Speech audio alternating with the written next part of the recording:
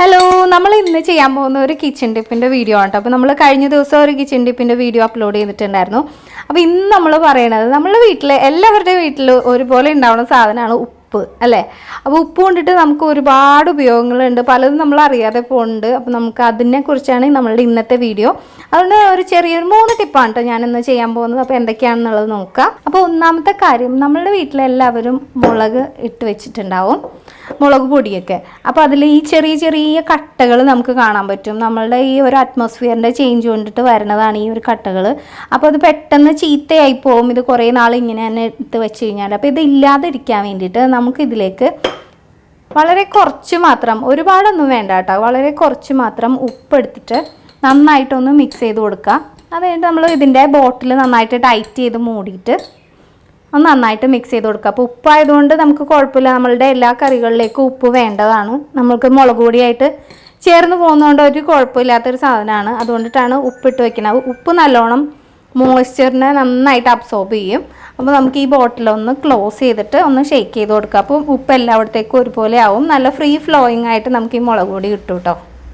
അപ്പോൾ നിങ്ങൾ ഇടയ്ക്ക് ഇങ്ങനെ കുപ്പിയൊക്കെ ഇടയ്ക്കിടയ്ക്ക് നമ്മൾ എന്താണെങ്കിലും കഴുകുമല്ലോ. നമ്മൾ പുതിയ മുളക് പൊടി ഒരുപാട് എന്താണെങ്കിലും ഇത് ഒരുമിച്ചൊന്നും നമ്മൾക്ക് തീരില്ല. എങ്ങനെയും ഒരു 2 മാസത്തെ ഇതിലൊക്കെയാണ് നമ്മളിത് യൂസ് ചെയ്ത് തീരുള്ളൂ. അപ്പോൾ ഒരു ഇത്തിരി ഉപ്പിട്ട് വെക്കുകയാണെന്നുണ്ടെങ്കിൽ ആ കുഞ്ഞു കുഞ്ഞു കട്ടകളൊക്കെ നമുക്ക് അവോയ്ഡ് ചെയ്യാൻ പറ്റും. ഇത് ഉപ്പിട്ട് ഞാൻ നന്നായിട്ട് മിക്സ് ചെയ്ത് വെച്ചാണ്. ഇപ്പോൾ തന്നെ നിങ്ങൾക്ക് കാണാൻ കഴിയും ചെറിയ ചെറിയ കട്ടകളൊക്കെ ഒരുപക്ഷെ ഒരു പരിധി വരെയൊക്കെ നമുക്ക് പോയിട്ടുണ്ട്. അപ്പോൾ ഇത് എന്താണ്, ഉപ്പിട്ടിട്ട് ഉടനെ തന്നെ നമുക്ക് നന്നായിട്ട് ഷേക്ക് ചെയ്യുമ്പോൾ നമുക്ക് അറിയാൻ പറ്റൂട്ടോ അതിൻ്റെ റിസൾട്ട്. ഇനിയിപ്പോൾ നമുക്ക് ഇതിൻ്റെ മല്ലിപ്പൊടിയുടെ പാത്രമാണ് ഇത്. ഇതിലും ചെറിയ ചെറിയ കട്ടകളുണ്ട്.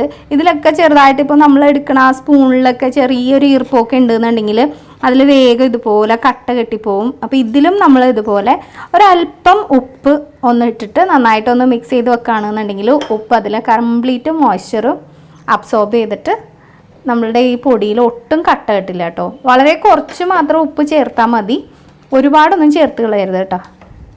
ഇനി ഇത് നമുക്ക് ഈ ബോട്ടിലൊന്ന് ക്ലോസ് ചെയ്തിട്ട് നന്നായിട്ടൊന്ന് ഷേക്ക് ചെയ്തെടുക്കാം കേട്ടോ. അപ്പോൾ ഞാൻ ഈ ബോട്ടിലൊന്ന് ക്ലോസ് ചെയ്തിട്ട് നന്നായിട്ടൊന്ന് ഷേക്ക് ചെയ്യാൻ പോവാണ്.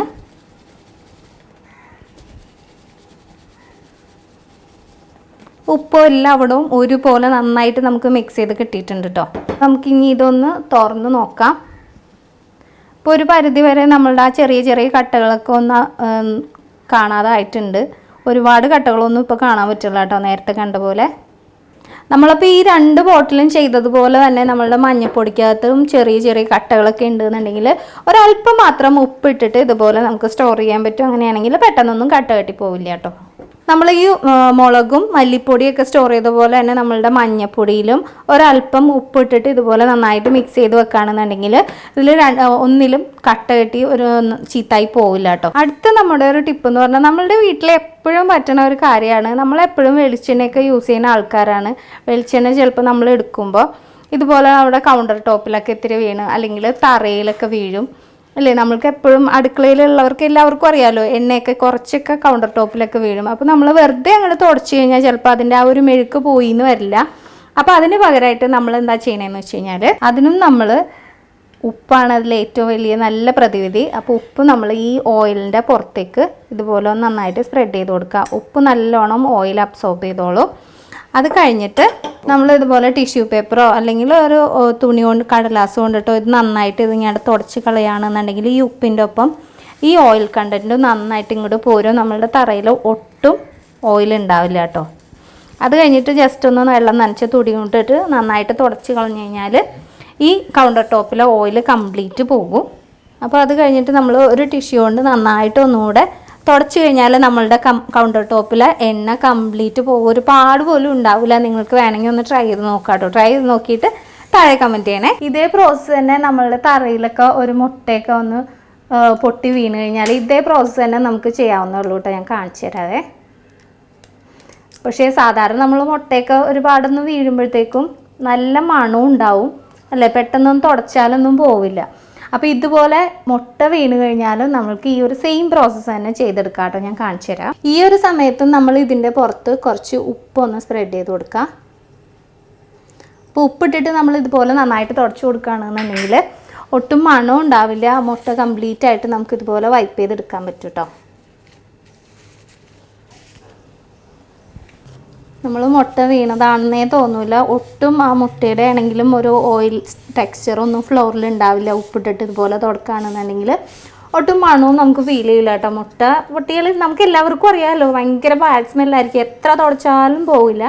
ഇത് നമ്മൾ ഇതുപോലെ ടിഷ്യൂ വെച്ചിട്ട് നന്നായിട്ട് തുടച്ച് കളഞ്ഞിട്ട് ഒരു എന്താ പറയുക, ഇത്തിരി മണമൊക്കെ ഉള്ള വല്ല ഫ്ലോർ ക്ലീനറോ അല്ലെങ്കിൽ ഡിഷ് വാഷർ വെച്ചിട്ടൊന്ന് ജസ്റ്റ് ഒന്ന് സ്ക്രബ് ചെയ്തിട്ട് തൂത്തുകളഞ്ഞാൽ ഒട്ടും മണം ഉണ്ടാവില്ല കേട്ടോ. അടുത്തത് നമ്മുടെ വീട്ടിൽ സ്ഥിരം നമ്മൾ ചെയ്യാറുള്ള, ഒരു ദിവസം എങ്ങനെയും ഒരു പ്രാവശ്യമെങ്കിലും ചെയ്യാറുള്ള ഒരു ജോലിയാണ് വെളുത്തുള്ളിയുടെ തൊലി കളയുക എന്നുള്ളത്. അപ്പോൾ വെളുത്തുള്ളി എളുപ്പത്തിൽ തൊലി കളയണത് എങ്ങനെയാണെന്നുള്ള ഞാൻ ടിപ്പൊക്കെ നേരത്തെ കാണിച്ചിട്ടുണ്ട് കേട്ടോ. ഇതിപ്പോൾ ഞാൻ ജസ്റ്റ് വീഡിയോ ചെയ്യണമെന്ന് മാത്രമേ ഉള്ളൂ. അപ്പോൾ നമ്മൾ വെളുത്തുള്ളിയിൽ ഒരുപാട് കിടന്നിട്ട് ഇങ്ങനെ മേയുമ്പോഴത്തേക്ക് കൈക്കൊക്കെ ഭയങ്കര ബാഡ് സ്മെല്ലായിരിക്കും.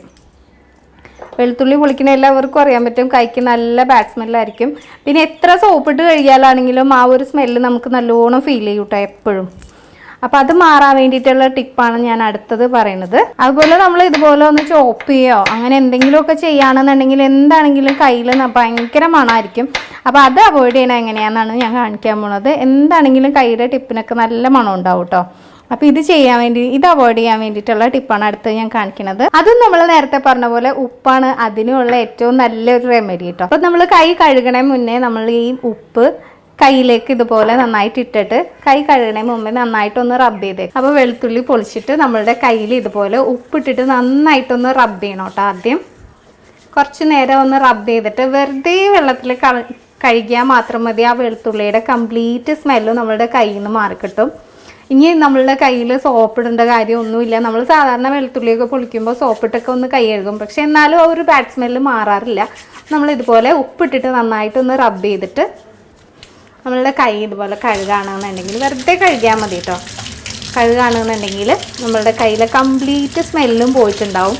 ഇതിപ്പോൾ വീഡിയോ ആയതുകൊണ്ട് സ്മെല്ല് ഉണ്ടോ എന്ന് നിങ്ങൾക്ക് ചെക്ക് ചെയ്യാൻ പറ്റില്ല. അപ്പോൾ നിങ്ങളൊരു പണി ചെയ്യുക, വെളുത്തുള്ളി ഒന്ന് പൊളിച്ച് നോക്കിയിട്ട് ഈ ഒരു ടിപ്പ് ഒന്ന് ട്രൈ ചെയ്ത് നോക്കും. ഇപ്പോൾ വീഡിയോ കണ്ടു കഴിഞ്ഞാൽ നിങ്ങൾക്ക് ക്ലിയർ ആവില്ല. അപ്പോൾ നിങ്ങൾ തീർച്ചയായിട്ടും വെളുത്തുള്ളി ഒന്ന് പൊളിച്ച് നോക്കിയിട്ട് ഈ ഒരു ടിപ്പ് ട്രൈ ആണെന്നുണ്ടെങ്കിൽ തീർച്ചയായിട്ടും നിങ്ങൾക്ക് ഇതിൻ്റെ റിസൾട്ട് കാണാൻ പറ്റും കേട്ടോ. അപ്പോൾ നമ്മുടെ വീട്ടിലെ ഈ നിസ്സാരക്കാരനായ ഉപ്പ് ഇത്ര വലിയ ഭീകരനാണെന്ന് ആരെങ്കിലും ചിന്തിച്ചിട്ടുണ്ടാവും. അപ്പോൾ ഇതുപോലെ നല്ല നല്ല വീഡിയോസായിട്ട് ഇനിയും കാണുന്നവരെ ടേക്ക് കെയർ, ബൈ.